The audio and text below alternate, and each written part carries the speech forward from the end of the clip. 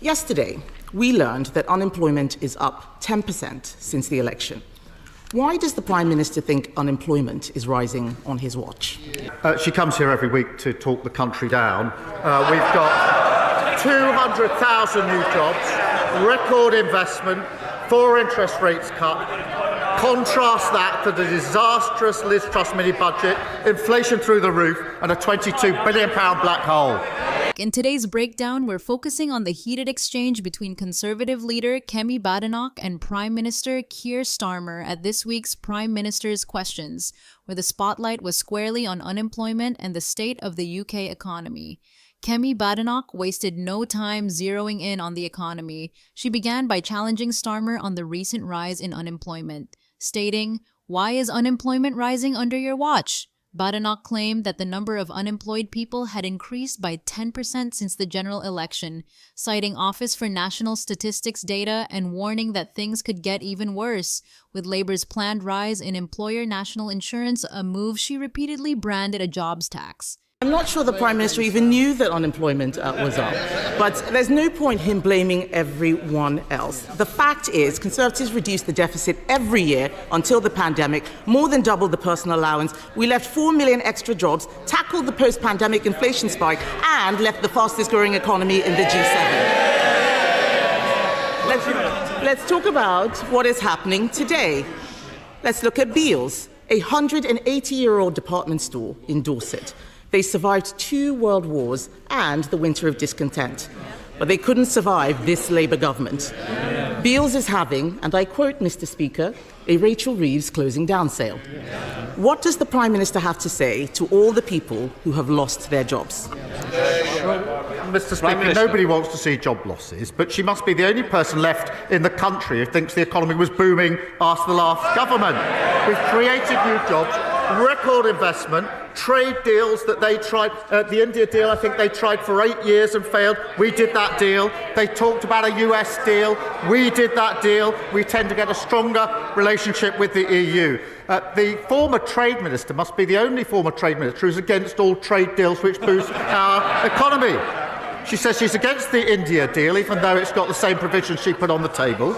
She's against the US deal, even though it saves thousands of jobs in car manufacturing. And Mr. Speaker, most absurdly, she says she's going to rip up the EU deal when she hasn't even seen what's on the page. They're reduced to a brain rot. A once great political party is sliding into brain-dead oblivion. The debate intensified as Badenoch pressed Starmer to promise that unemployment would be lower by this time next year. Starmer, however, sidestepped a direct commitment, instead urging Badenoch to get on the train to Solihull and speak to workers at Jaguar Land Rover whose jobs, he argued, were protected by Labour's US trade deal. He extended the challenge to steelworkers in Scunthorpe and whiskey distillers in Scotland, suggesting Badenoch tell them she would rip up the deal that saves their jobs. Mr. Speaker, I'm very happy to welcome his tiny tariff deal, but the fact is, it has put us in a worse position than we were in March. He should not over-egg the pudding. Let's talk about how things are getting worse now. In every month of this year, household names like Sainsbury's, Tesco, Asda, and Santander have cut staff. The ONS estimates that there are 100,000 fewer jobs than a year ago. And this was before his jobs tax, which will make things worse. Can the Prime Minister promise the House that by this time next year, unemployment will be lower than it is today? Prime Minister. Mr. Speaker, I think she just said a tiny tariff deal. Can I suggest that she gets the train to Solihull, 2 hours, goes to speak to the workforce at JLR, their families, and their communities, to tell them she would rip up the deal that protects their jobs. And when she's done that, she might travel across to Scunthorpe and tell the steelworkers there she's going to rip up the deal that saves their jobs.